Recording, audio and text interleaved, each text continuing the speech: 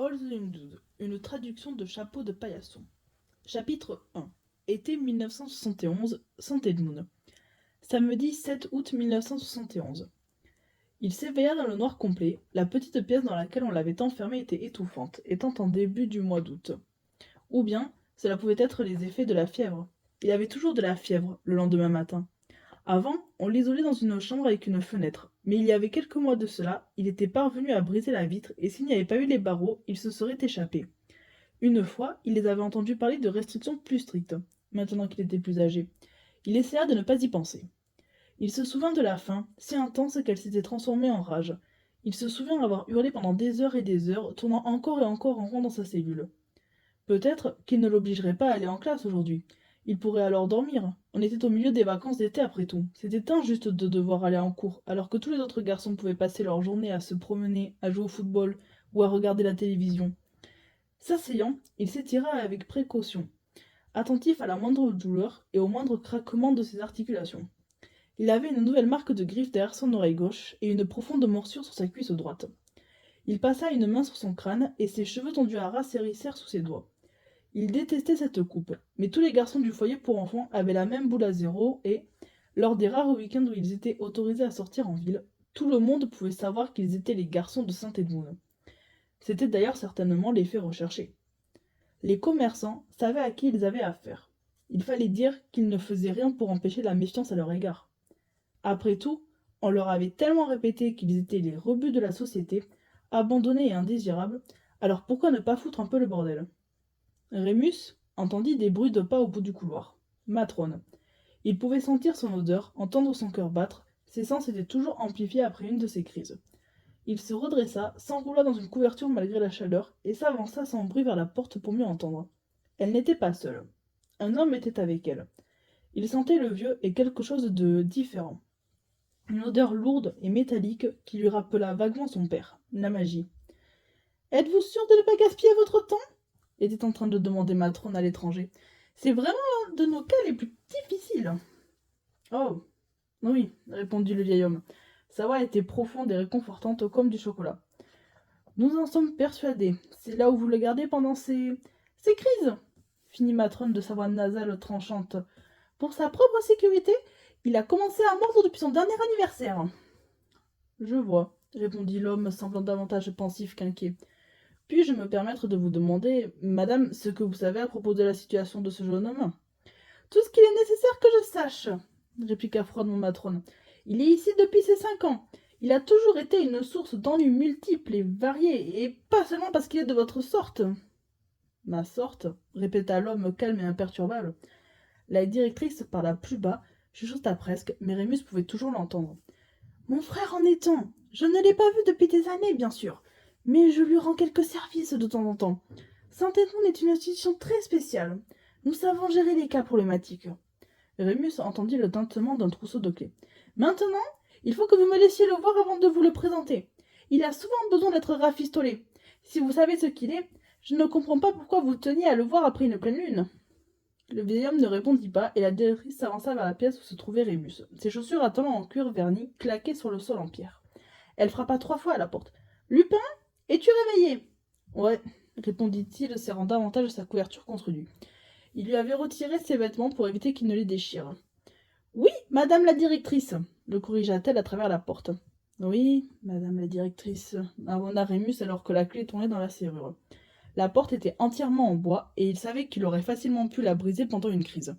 Mais elle avait été renforcée avec une plaque en argent, après l'incident de la fenêtre. L'odeur qu'il s'en dégageait suffisait à le rendre nauséeux. La porte s'ouvrit, la lumière s'infiltra violemment à l'intérieur, comme un courant d'eau, et il ferma les yeux avec force. Alors que Matrone entrait dans la pièce, il recula instinctivement de quelques pas.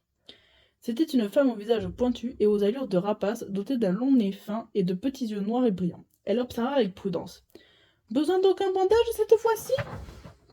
Il lui montra ses plaies. Elles ne saignaient plus. Il avait remarqué que les blessures qu'il s'infligeait à lui-même, bien que profondes, guérissaient plus vite que n'importe quelle autre coupure ou éraflure. Il n'avait jamais besoin de points de suture. En revanche, ses cicatrices ne s'effaçaient jamais et laissaient sur son corps de longues et fines marques argentées. La directrice s'agenouilla devant lui, tamponna ses plaies avec de l'antiseptique et les couvrit de compresses qui le démangeaient toujours. Une fois cela fait, elle lui rendit ses vêtements et il s'habilla rapidement devant elle. Tu as un visiteur, dit-elle finalement alors qu'il passait la tête dans le col de son t-shirt. Il était gris, comme tous les vêtements de tous les garçons ici. Qui ça demanda-t-il en la regardant dans les yeux parce qu'il savait qu'elle n'aimait pas ça. Un professeur. Il est ici pour te parler d'école. Pas envie, répliqua-t-il. Il détestait l'école. Dis-lui d'aller se faire voir. Elle lui pinça l'oreille, il s'y était attendu, il ne broncha pas. Assez d'insolence persifla-t-elle. Tu feras ce qu'on te dit de faire ou je te laisse ici pour le reste de la journée. Maintenant, allons-y. Elle l'attrapa par le bras pour le faire avancer. Il grimaça, songea à la repousser, mais cela n'en valait pas la peine. Elle était vraiment capable de l'enfermer encore, et à présent, il était curieux à propos de l'étranger. Surtout que l'odeur de magie s'intensifiait à mesure qu'il avançait dans le couloir obscur. L'homme qui les attendait était plutôt grand et vêtu du costume le plus étrange que Rémus n'ait jamais vu.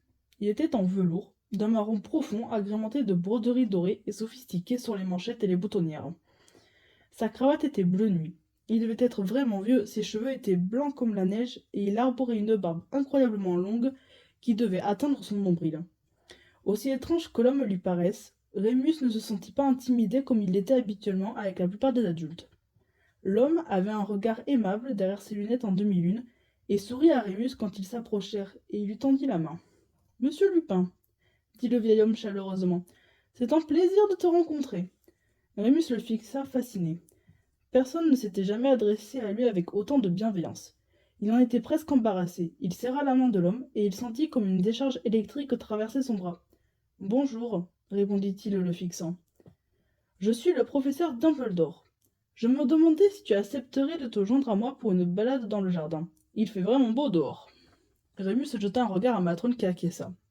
Elle ne le laissait jamais aller dehors autour d'une pleine lune, pas même sous surveillance. Alors, rien que pour cette sortie, cela valait la peine d'avoir à parler école avec un inconnu habillé de façon bizarre. Ils avancèrent le long de quelques couloirs, juste tous les deux. Rémus était certain de n'avoir jamais vu Dumbledore à Saint-Edmund avant, mais il semblait connaître les lieux. Quand ils furent enfin dehors, Rémus respira profondément, sa peau caressée par la lumière chaude du soleil d'été. Le jardin, comme Dumbledore l'avait appelé, n'était pas vaste. Un carré de pelouse jaune sur laquelle les garçons jouaient au football et une petite terrasse dont les fissures laissaient pousser la mauvaise herbe. « Comment te sens-tu, monsieur Lupin » demanda le vieil homme. Rémus haussa les épaules et renifla. Il se sentait comme toujours le lendemain, endolori et agité. Dumbledore ne le reprit pas pour son insolence et continua simplement de lui sourire, alors qu'il marchait le long de la clôture qui entourait l'établissement. « Vous voulez quoi » demanda finalement Rémus en voyant une pierre hors de son chemin d'un coup de pied. « Je crois que tu en as déjà une petite idée, » répondit Dumbledore. Il porta une main à sa poche et en sortit un sac en papier marron. Rémus pouvait sentir l'odeur des pastilles au citron et, effectivement, Dumbledore lui proposa un bonbon. Il en prit un qui commença à sucer. « Vous êtes magique, » dit-il simplement, « comme mon papa. »« Tu te souviens de ton père, Rémus ?» Il haussa les épaules une nouvelle fois. Non, pas vraiment, tout ce dont il parvenait à se souvenir, c'était la silhouette d'un homme grand et mince, vêtu d'une longue cape, penché sur lui, pleurant. Cela devait être la nuit où il avait été mordu. Il se souvenait de ça plutôt bien. « Il était magique, » dit Rémus. « Il pouvait faire des trucs. Maman était normale. » Dumbledore lui sourit doucement. « C'est ce que la directrice t'a dit ?»« En partie. J'en savais déjà un peu.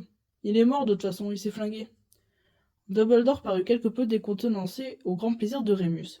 C'était un peu une fierté d'avoir un passé tragique. Il ne pensait pas souvent à son père, sauf pour se demander si, dans un monde où son fils n'aurait pas été mordu, il se serait tout de même suicidé. Il continua. « Mais maman n'est pas morte.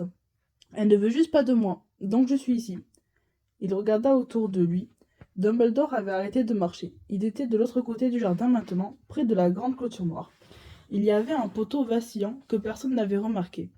Rémus pouvait se glisser à travers quand il le voulait et descendre la rue principale jusqu'à la ville.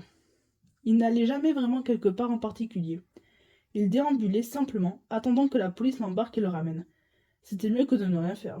« Tu aimes être ici » demanda Dumbledore. Rémus grogna. « Putain, bien sûr que non !» Il jeta un regard en coin à Dumbledore, mais celui-ci ne releva pas le juron. « Non, c'est ce qui me semblait, » observa le vieil homme. « J'ai entendu dire que tu étais en quelque sorte un fauteur de troubles, c'est vrai ?»« Je ne suis pas pire que les autres, » répondit Rémus. « On est tous des garçons à problème. »« Oui, je vois, » Dumbledore caressa sa barbe comme si Rémus avait dit quelque chose d'extrêmement pertinent. Avez-vous d'autres bonbons? Rémus tendit une main avec espoir. Dumbledore lui donna le sac de friandises, et le jeune homme ne parvint pas à en croire sa chance. Le vieux fou était un vrai pigeon.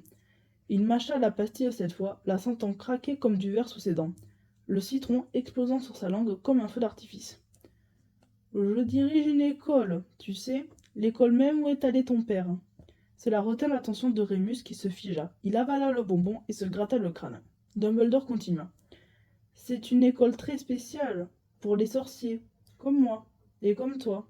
Aimerais-tu apprendre la magie, Rémus? Rémus secoua vivement la tête. Je suis trop bête, dit-il fermement. Je ne serai pas admis. Je suis certain que c'est tout à fait faux. Demandez-lui. Rémus fit un mouvement de la tête vers le grand bâtiment gris où Matrone les attendait. Je sais à peine lire, je suis stupide. Dumbledore le regarda pendant un long moment. Ta vie n'a pas commencé de la façon la plus facile, Rémus, et j'en suis désolé. J'ai connu ton père, juste un peu, et je suis certain qu'il n'aurait pas voulu. Quoi qu'il en soit, je suis ici pour t'offrir quelque chose de différent. Une place parmi les tiens. Peut-être même un moyen de canaliser toute cette colère que tu as en toi. Rémus l'observa. Quelle différence cela faisait-il qu'il soit dans tel ou tel établissement? La directrice ne lui donnait jamais de bonbons et ne sentait pas la magie. Les enfants de l'école de Dumbledore ne pouvaient pas être pires que les garçons de Saint-Edmund et, s'ils l'étaient, ils savaient se faire respecter dans une bagarre maintenant. Mais il y avait toujours un mais. Et pour mes crises? Demanda-t-il, croisant les bras. Je suis dangereux, vous savez.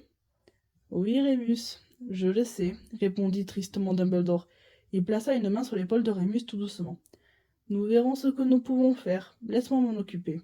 Rémus repoussa la main et croqua dans un autre bonbon au citron.